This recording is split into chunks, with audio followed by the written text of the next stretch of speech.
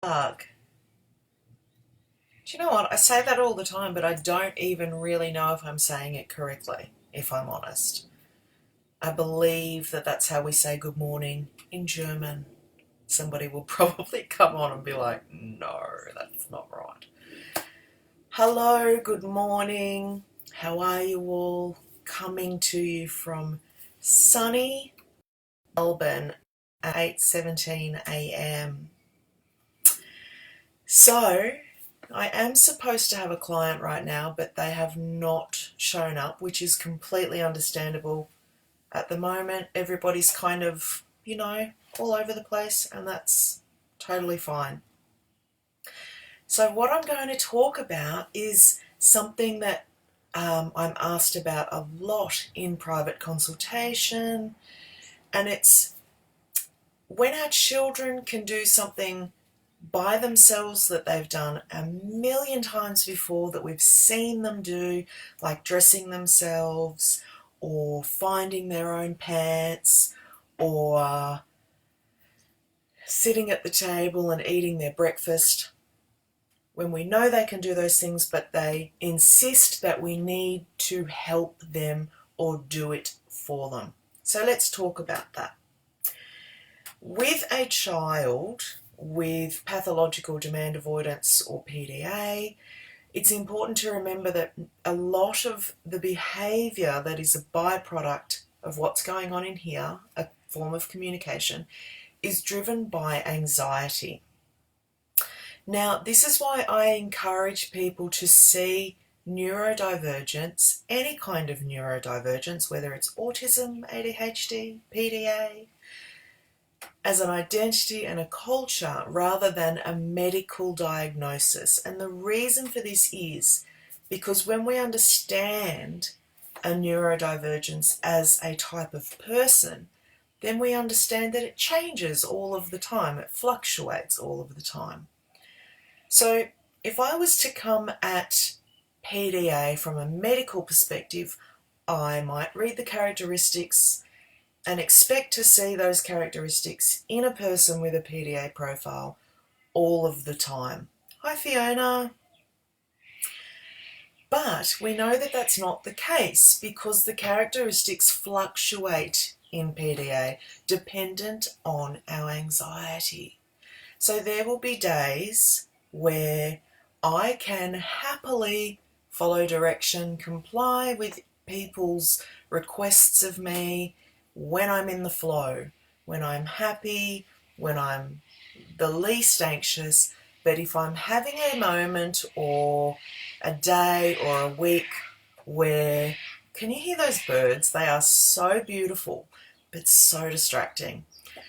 When I'm having higher anxiety, then I'm going to find it far more difficult to comply with people's direction, requests, instructions.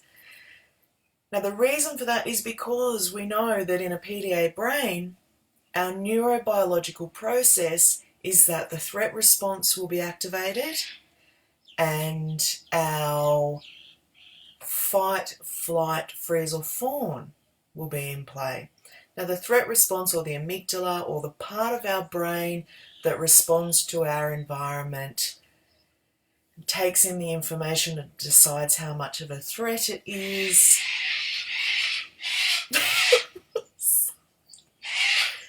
is largely overactive or overreactive in a PDA, and it's active a lot of the time.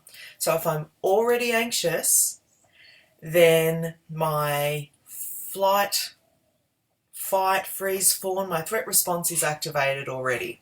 So I'm going to be less able to comply with what my brain perceives as demands. And again, it's important to know what demands are for the PDA. So a demand is, what would you like for breakfast?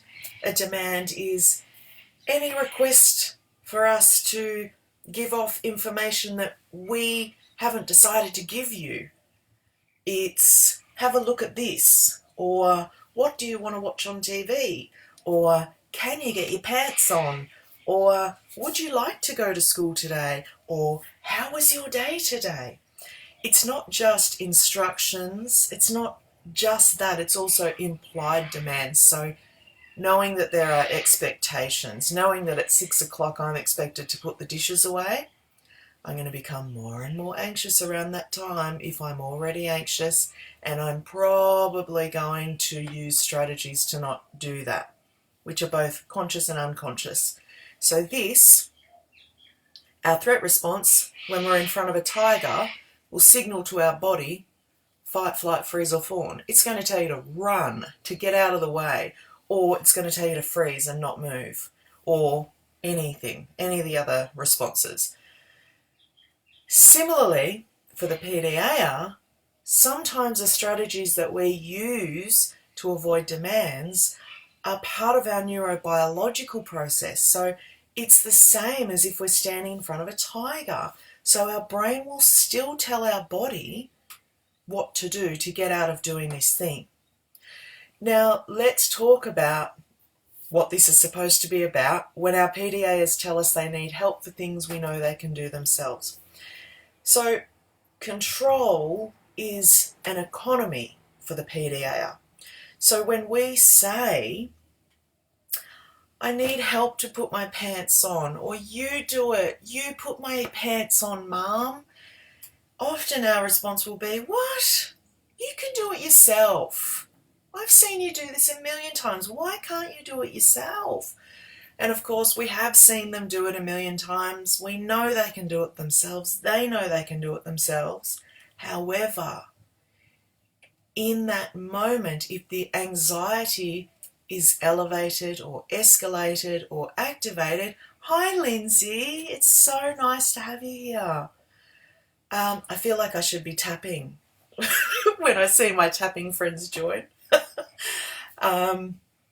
When that anxiety is already escalated, our children are telling the truth. They really need help to put their pants on. They really need us to do it for them because they're asking for our help to get them there. They're saying, okay, I will do this thing, but I need you to meet me where I'm at. I will do this thing, but I need you to help me because I need reassurance from you that this is safe to do.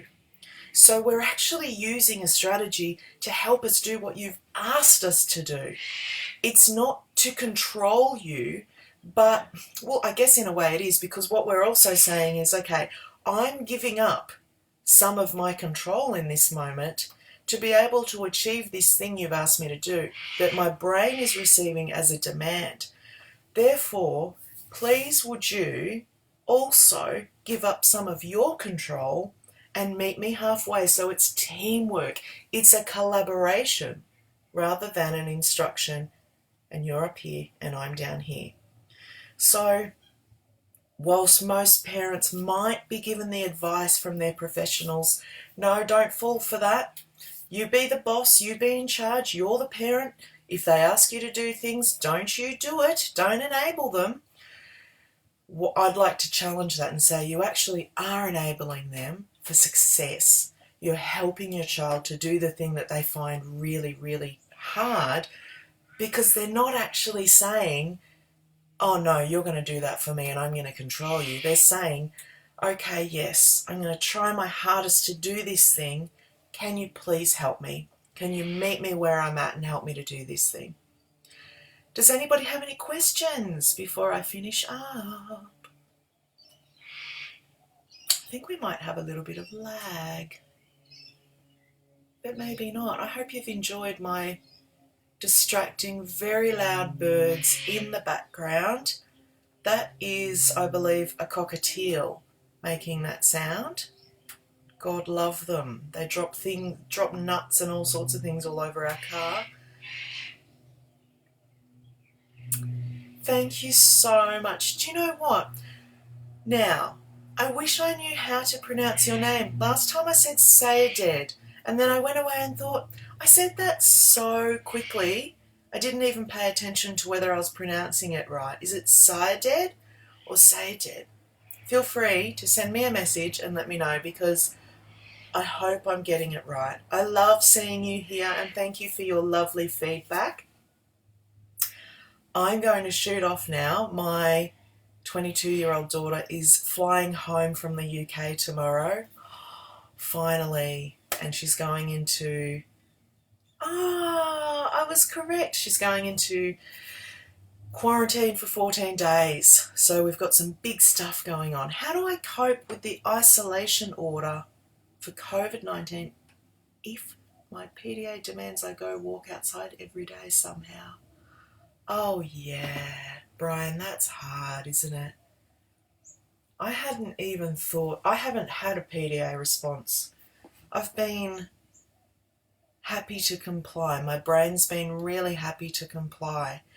So I guess how I've got around this is that I have thought about all the things that I really want to do that I've been putting off for some time. And they're things that I really am excited about, like painting my decking and planning out where I'm going to put my new pot plants and all of that sort of stuff.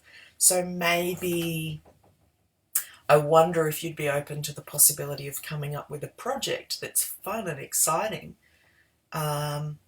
or listening to my favourite music, or being present with my children.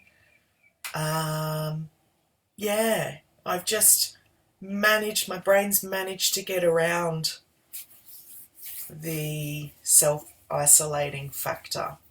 But it is a tricky one for us, isn't it? Yeah. Okay, wonderful people. Have a fantastic day. It's lovely to see you all. Thank you for being here. Bye.